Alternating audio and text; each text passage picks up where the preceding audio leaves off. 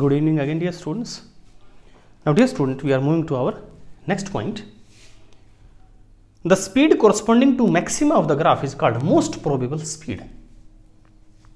इसमें हमारा मतलब ये है बच्चों कि यहाँ मैंने बताया कि यहाँ धीरे चलने वाले मॉलिक्यूल बहुत कम है, तेज चलने वाले मॉलिक्यूल भी बहुत कम है।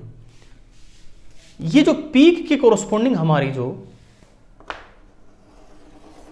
स्पीड है, यानी ये स्पीड की वैल्यू, ये वो वैल्यू है जो ज्यादातर मॉलिक्यूल्स के पास होगी। यानी कि इस स्पीड के मॉलिक्यूल सबसे ज्यादा मिलेंगे आपको। जो हमने एग्जांपल दिया था हाइट का कि एक लोकेलिटी में आप लोगों की हाइट नापिए, तो एक हाइट की वैल्यू ऐसी आएगी जो ज्यादातर लोगों की होगी, और वही हमारी है मोस्ट प्रोबेबल हाइट। तो यहां पर इसको हम कहते हैं मोस्ट प्रोबेबल स्पीड। यानी कि अगर आपने, ये मोस्ट प्रोबेबल का मतलब क्या है कि अगर आपने कोई भी मॉलिक्यूल रैंडमली पिक किया किसी सिस्टम से, तो सबसे ज्यादा प्रोबेबिलिटी इस स्पीड की होगी कि इस स्पीड का मॉलिक्यूल आपको मिलेगा, इसकी संभावना सबसे ज्यादा होगी। और अगर आपने रैंडमली एक मॉलिक्यूल उसमें से पिक किया तो इसकी संभावना बहुत कम है, इसकी संभावना भी बहुत कम है। यानी उस लोकेलिटी में आपने रैंडमली एक पर्सन को सेलेक्ट किया तो आपको वो पर्सन मिलने के चांसेस सबसे ज़्यादा है जिसकी हाइट मैक्सिमम, जो हमारी मोस्ट प्रोबेबल हाइट के कॉरस्पॉन्डिंग है वो। आगे प्यारे बच्चों हमारा, अच्छा एक और बात सुनिएगा, this is not the mid value of our velocity, यानी जिसको आप एवरेज स्पीड कहते हैं। तो ये वो एवरेज स्पीड नहीं है। ये एवरेज स्पीड क्यों नहीं है प्यारे बच्चों? क्योंकि एवरेज स्पीड ये तब होती है अगर हमारा ग्राफ सिमेट्रिक होता। सिमेट्रिक होता तो ये बिल्कुल बीच में होता, लेकिन यहाँ ध्यान रहे मैंने बताया था कि जो राइट पार्ट है उसका एरिया ज़्यादा है, लेफ्ट का एरिया कम है।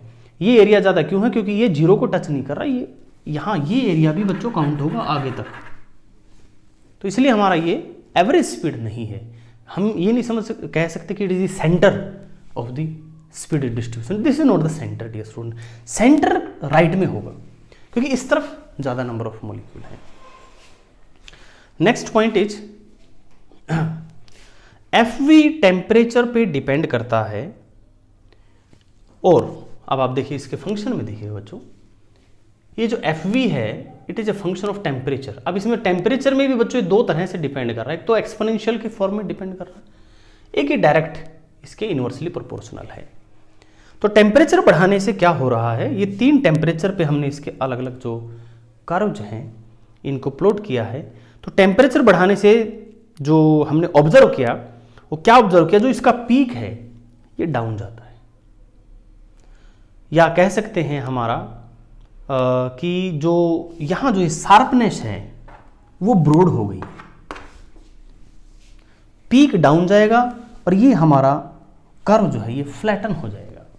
But the area under the curve will be constant because it's area is giving us the total number of molecule. इसलिए जो ये कर्व है हमारा फ्लैटन होगा, क्योंकि अगर आपने इसकी हाइट कम की तो ऑब्वियस बात है इसका ब्रॉडनेस बढ़ेगा to keep the area constant. और प्यारे बच्चों एक और बात यहां पे देखिएगा कि यहां जो मोस्ट प्रोबेबल आपकी स्पीड है वो बढ़ रही है, एफवी आपका घट रहा है, ध्यान से देखिएगा, लेकिन मोस्ट प्रोबेबल स्पीड यहां ज्यादा है। और प्यारे बच्चों यहां मोस्ट प्रोबेबल स्पीड कम है। इस ग्राफ का थोड़ा सा एक बार बिहेवियर थोड़ा समझिएगा कि आपने टेम्परेचर बढ़ाने से क्या चीज़ बढ़ गई है। तो इसमें बच्चों आप ऐसा समझिए, वो जो एग्जाम्पल हमने लिया था हाइट वाला, तो टेम्परेचर बढ़ने से क्या हुआ है कि हाइट के कोरस्पॉन्डिंग अगर हम इसको समझें तो यहाँ देखो, ये एक आपने एक एरिया बनाया यहाँ पे इससे और इसके बीच में। तो यहाँ ये जो एरिया का ये जो स्ट्रिप हमने बनाया है, यहाँ बना देता हूँ एक बार थोड़ा और समझ में आएगा। ये मैंने एक बच्चों स्ट्रिप इसमें छोटा सा बना दिया, ये इसका इंटरवल मैंने लिया प्यारे बच्चों dv, और इसके कोरस्पॉन्डिंग जो हमारा f है दैट इज FV। तो ये जो स्ट्रिप है ये हमें देगी नंबर ऑफ मॉलिक्यूल्स जिनका स्पीड इस रेंज में लाई करता है। अब यहां आ जाइए, थोड़ी देर के लिए हम इसको हाइट वाले एग्जांपल से जोड़ते हैं। आपने हाइट ऑब्जर्व की लोगों की, तो ये जो पीक है इसका एरिया अगर आप ध्यान से देखें तो इसका मतलब ये हुआ कि जिन लोगों की हाइट मोस्ट प्रोबेबल के आसपास थी उनकी संख्या प्यारे बच्चों इतनी है। लेकिन यहां अगर आप गौर से देखें तो प्यारे बच्चों उन लोगों की संख्या बढ़ गई है। तो यहां ग्राफ फ्लैट होने का अर्थ यह है कि सभी की थोड़ी थोड़ी जो वेलोसिटी है, स्पीड है, वो बढ़ गई है। ठीक है प्यारे बच्चों, यानी अब एकदम से शार्प पीक नहीं बन रहा है।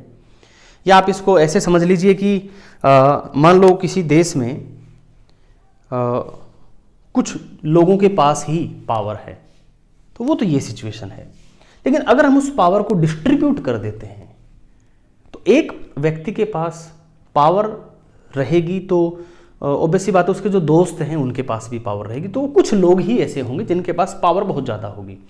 लेकिन यहाँ क्या हो रहा है कि पावर बहुत से लोगों के पास आ गई है।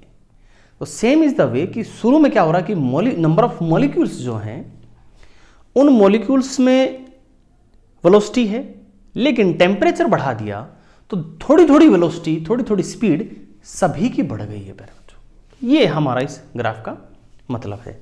अब जैसे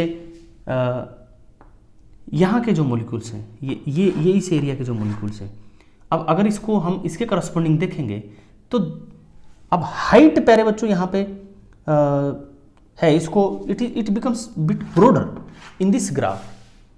तो जो नंबर ऑफ मॉलिक्यूल्स थे जिनकी स्पीड में एकदम से शार्प चेंज था, शार्प चेंज का मतलब आप इसकी और इसमें वेरिएशन देखिएगा और आप इसी इंटरवल का यहाँ पे वेरिएशन देखिएगा, ये डिफरेंस कम हुआ है। ठीक है, और इसको हमारे सोशियो पॉलिटिकल वे से देखें तो आप ये समझ लीजिए जब अमीर और गरीब का अंतर, मान लो सभी की थोड़ी थोड़ी इनकम बढ़ जाए, yes that is a perfect example, कि शुरू में क्या है कि देश में कुछ लोगों के पास बहुत सा पैसा है, लेकिन अगर हम उनके पैसे को डिस्ट्रीब्यूट कर दें तो थोड़ी थोड़ी सभी की आमदनी बढ़ जाए, तो that is that kind of curve. और ये पहले वाला कर्व है जिसमें कुछ लोगों के पास ही पैसा है। अच्छा, अब बच्चों जैसे हमने बताया कि व्हाई इट्स बिकम्स ब्रॉडर, ये ब्रॉडर इसलिए हुआ to keep the area constant. अब एरिया की अगर आप बात करें, जैसे इसमें अगर आप बात करें एरिया की, दिस स्ट्रिप, इस स्ट्रिप का एरिया आप कैसे निकालेंगे, तो बेस इंटू हाइट आप ऐसे करेंगे, तो area will be FV into DV। अब मैं कहूं कि इस पूरे कर्व का ही एरिया निकाल दीजिए, तो पूरे कर्व का एरिया निकालने के लिए आपको क्या करना पड़ेगा, DV का with respect to DV integration हो रहा है, तो 0 to infinity FV DV, this is the total area. अब FV हमारे पास है DNV बाई DV, तो इट विल बी 0 to infinity DNV by DV into DV, neutralising DV। आपके पास क्या बचा, इट्स 0 टू N DNV। हमारा लिमिट बदलेगा क्योंकि जो हमारा DV है वो DN में बदल गया है। और पहले जो DNV का आप इंटीग्रेशन करेंगे 0 to N, you will get the total number of molecules. So प्यारे बच्चों, this area will give you the total number of molecules and which is a constant quantity. और उसको कांस्टेंट रखने के लिए हमारा जो ग्राफ है ये ब्रॉडन हुआ है। इसमें एक और बात का हमें थोड़ा सा ध्यान रखना है कि यहाँ पे 300 केल्विन है, यहाँ पे 1000 केल्विन है, यहाँ पे 2000 केल्विन है। This is not a general trend, यानी आप ये अप्लाई बहुत हायर टेम्परेचर के ऊपर नहीं कर सकते कि आप कह सकते हैं कि 10,000 केल्विन पे किस तरह का ग्राफ होगा। At that point at 10,000 kelvin चीज़ें जो हैं वो थोड़ा बदल जाएंगी। वहाँ पे जो हमारे जो अजम्पशंस थे, जिन अजम्पशंस के बेसिस पे हमने फार्मूला ड्राइव किया है, दे फेल टू अप्लाई। तो वो अजम्पशंस हमारी ओबे नहीं होगी। और प्यारे बच्चों, अगर वो अजम्पशंस हमारी ओबे नहीं हुई तो हमारा जो ये फैशन है इसका वेरी करने का, वो बदल जाएगा। तो यानी कि आप ये मत समझिए कि ये जो कर्व है इट इज़ फॉर ग्रांटेड कि आप इसको किसी भी टेम्परेचर के लिए अप्लाई कर सकते हैं। Not only for higher temperature, for very low temperature, जो अगर आप टेम्परेचर बहुत कम कर देंगे, अगेन हमारा जो ये कर्व का जो नेचर है it is not going to be like this, क्योंकि बहुत कम टेम्परेचर होने पे फिर से बहुत सी बातें इसमें आ जाएंगी जो हमारे उन अजम्पशंस को डिनाई करेंगे, और हमारे अजम्पशंस को डिनाई करेंगे तो again our formula is not going to be valid. तो प्यारे बच्चों, ये था हमारा Maxwell Boltzmann speed distribution function का इंपॉर्टेंस और सिग्निफिकेंस। आई होप आपको समझ में आया। इसका स्क्रीनशॉट ले लीजिए प्यारे बच्चों। Thanks for watching the video.